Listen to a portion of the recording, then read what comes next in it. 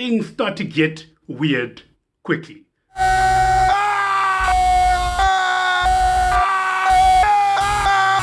Wait! And we're back, yo people of YouTube. Welcome to my channel. My name is Isha Jindu, or Zenyati, and this is another episode of Campaign Breakdown, a series where I react to some of the most incredible and downright terrible advertising campaigns launched out there by some of your favorite brands, in order to split them open and see just how they came to be marketing goat campaigns or marketing toad campaigns. Since the previous episode was a ladies dedicated episode with P&G's Thank You Mom campaign, which you can find somewhere up there, today's episode is something for the gents. So hit the subscribe button, and for all that is good and holy, hit the real subscribe button, the notification bell, and remember to smash the like button. Let's go. Alright, so I'm not here nor there to assume, generalize, or stereotype. This here is a safe zone, but I think it's pretty safe to assume that when it comes to the cosmetics industry, your lotions, hair care, skin care, fragrances, ladies tend to be the demographic of choice. I don't know why, but us men tend to just be an afterthought for most brands. Consider Procter & Gamble's revenue breakdown. When it comes to women's beauty cosmetics, 11 billion. When it comes to men's grooming cosmetics, 7. And it's pretty easy to figure out why. On one side, women can have a different shampoo from every different moon phase out there or every different horoscope. As men, we tend to abide by the one true philosophy of one for all. One for all body wash, one for all shampoo, and one for all deodorant. That's just how it is. We're not exactly the most profitable cosmetics niche out there. But that doesn't take away from the fact that if there's one single piece of profitable pie left on the table, you can best believe a brand's gonna try pick it up. If I was to put you on the spot and ask you to name the average male-focused cosmetic company, shampoo, deodorant, body lotion, creams, whatever, which lean to the average male audience, you'd probably say companies like Nivea, Dove, or Axe before you mention companies like Tom Ford, which is probably the most expensive yet well-known male cosmetics brand out there, Bulldog, or Barbershop. For the average Joe, you're sticking to the basics. Two of which have long and strong roots in women's cosmetics and just wanted that last piece of the pie. But what if I told you for all of these brands, they're pretty much the young bloods, most of which only reached out to the male audience in the 1980s. Long before these young whippersnappers got too greedy, there was the original grandfather and the focus of today's campaign, Oldspice. Oldspice is a male grooming and male cosmetics brand that was launched in 1937, and it's currently owned by Papa P&G and sells everything from body wash, shampoo, skin care, hair care, everything that's needed for the average Joe guy. And from the 1930s, it advertised as only you could see in the 1930s by stroking the male ego through women. Oldspice. The classic fragrance. And though those initial ads did put Oldspice on the map, they also dropped blood in the ocean. And younger, fiercer, and more raunchier brands came to the feeding grounds. And with all the newfound competition, Oldspice had to fight the stigma of its age. Most men didn't even know Oldspice, and those who did knew it as a brand for their forefathers, not for the men of culture of today. Companies like Nivea and Dove did some top-notch marketing and rebranding as soon as they realized if we add for men at the end of all our products, men are gonna buy them. Psh, mind blown. While companies like Axe pretty much copied Oldspice with the raunchy advertising, but dialed up the knob to 100. Sarah, Megan, Hi. Nicole, Elizabeth. Axe, use in moderation. Old man Oldspice really needed some tough love, elbow grease, and a lot of rebranding. Not exactly the easiest thing to do for an 80-year-old brand, but when they partnered up with the legendary advertising company White & Kennedy, they cracked the code. The fastest and most decisive way to the king in chess is through the queen. And that's exactly what Oldspice and White & Kennedy thought when they came up with the advertising campaign, the Man Your Man Could Smile Like campaign. Let's go.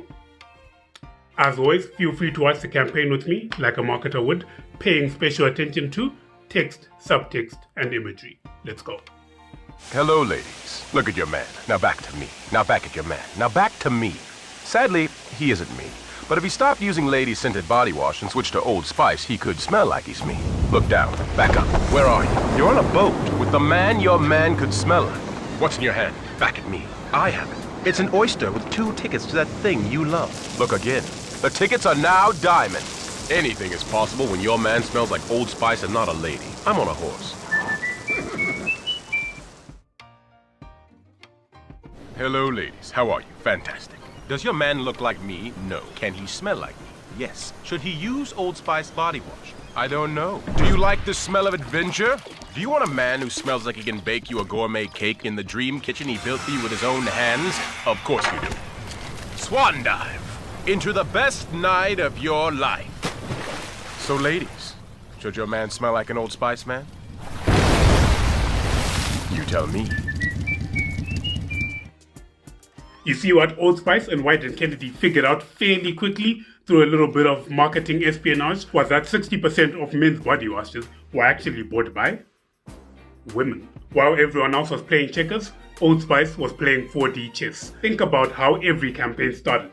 Hello ladies, not hello gentlemen. It's also in the very name of the campaign, the man your man could smell like.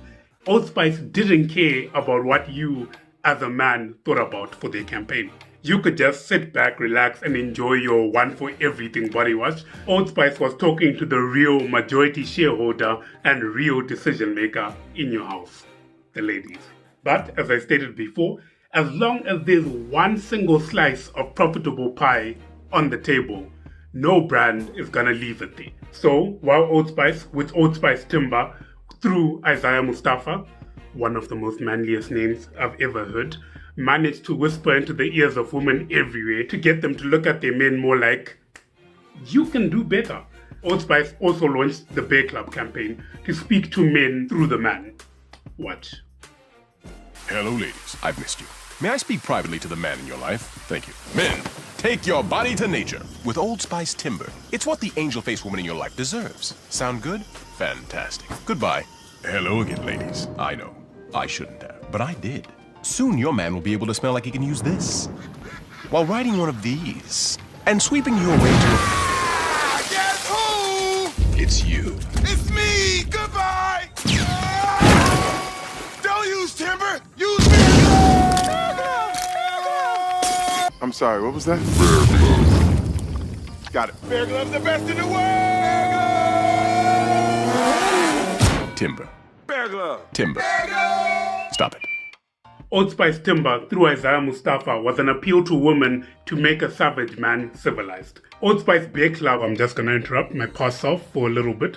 I realized now, too late after all the recording, that I keep on calling it Old Spice Bear Club when it's actually Old Spice Bear Glove. But I'm not fixing it now, so if you hear Bear Club, switch it out with Bear Glove. I don't want anyone atting me in the comments. None of that. Peace. Through Terry Crews was an appeal to men to stay savage and say, don't tell me what to do. But the most important thing was that through these two campaigns, Old Spice pretty much covered all its bases to be in a win-win situation. The brand had passed through the first door of being a GOAT campaign with flying colors. Get attention. The entire campaign was pretty much an attack campaign, like what we saw with the Get a Mac campaign, but instead of being one brand against the other, it was pretty much Old Spice versus Old Spice, and at the end of the day, only Old Spice could come out on top. You can find the links to the rest of the campaign in the links down below. I encourage you to go and watch it. But just because Old Spice had gotten through the first door of not being boring, the second door came right after. Get results. So it's time to properly break down this campaign. As always, breaking down any marketing campaign comes down to three factors: text, imagery, subtext. Text, what are you hearing? What are you being told? Imagery, what are you seeing for yourself? Subtext, what are you taking away from the two put together? Since this campaign evolved from just being Isaiah Mustafa to Isaiah Mustafa and Terry Crews, we're going to be doubling this up. Text, when it comes to both Isaiah and Terry Crews, they're both selling you this idealized portrayal of what you want. Where there's a woman who wants their man to act more like Isaiah Mustafa, or where there's a man who wants to act out Terry Crews' persona. Both of them have polarized characteristics, each one drawing to a different product. For Isaiah Mustafa, it's Old Spice Timber, and for Terry Crews, it's Old Spice Bear Club. Depending on whether you fall into the female for male demographic or into the male for male demographic, you each have your own campaign and your own product, which really hammers in how important it is to understand exactly who your target market is. When Isaiah Mustafa is on stage with Old Spice Timber, he's selling the persona of a civilized gentleman to women, the image of a man who acts in a way that, in my personal opinion, as a man, not as a woman, most women would want their man to act like, even if it's just a tiny bit. So he's connecting all these traits, attributes, and characteristics of probably what a woman would want to see in their man with Oldspice timber, which he expects to be bought by women, not men, for men. With Terry Crews and Oldspice Bear Club, they're selling the savage, powerful man who does what he wants, when he wants, how he wants, without any limits. If you were to compare the two campaigns, you'd see that with Oldspice Timber with Isaiah Mustafa, yes, the things are a bit more out there in the world of fiction, but not as much as it is when compared to Terry Crews' campaigns.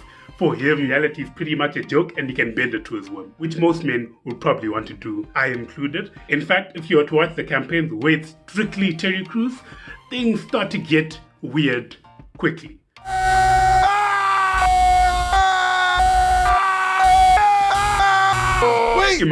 Imagery is pretty much cohesive. Exactly what's being said in Isaiah's campaign is being shown to you through imagery. Exactly what's being said in Terry Crews' campaign is being shown to you through imagery. The campaign is fully upfront with what it's telling you and what it's showing you in order to get you into those two demographics. Text and imagery are playing the upfront positions in this campaign, which just leaves subtext. And to be honest, there isn't a lot of subtext in this campaign. They're not exactly leaving what they want you to assume and think to your imagination. Everything they want you to know is said upfront and shown upfront. Subtext is taking a backseat on this campaign. Unlike for the Thank You Mom campaign, where subtext was the most important thing that you needed in order to connect the dots properly on how Thank You Mom links with Procter & Gamble, subtext for Oldspice isn't really needed. What they want to tell you, they tell you. What they want to show you, they show you. And how they want you to see it, they make it explicitly clear. As a woman, if you want your man to be like Isaiah Mustafa, timber. As a man, if you want to be more like Terry Crews, Bear Club. As extravagant and flashy as the campaign is on the surface level, at its core, it's pretty much very simplistic and easy to understand. Everything it wants to say, it says. Everything it wants to show, it shows. The entire campaign holds its heart on its sleeve, and I think that's what adds to its charm and appeal. But whether you like the campaign or not isn't exactly what's important. Getting people's attention is getting your first foot through the door. Getting the reaction and the results you want is a whole other beast. So let's see how the results hold up. The Man Your Man Could Smile Like campaign launched in February of 2010. From the onset, it garnered a huge impact on the social media scene. At the end of the first day of its launch on YouTube, it achieved a view count of 5.9 million views, and by the end of the first month, it was YouTube's most watched video. But how about the real meat and potatoes when it comes to performance? How did it handle financially? Oldspice reported that by the end of May, 3 months after the launch of the campaign, they recorded an increase in 60% of overall sales, and by the end of July, it was over 125%. Oldspice continued to innovate on the ad by doing an entire spin-off campaign with Terry Crews for their more strictly masculine products like shaving gels and razors. My shaving gel!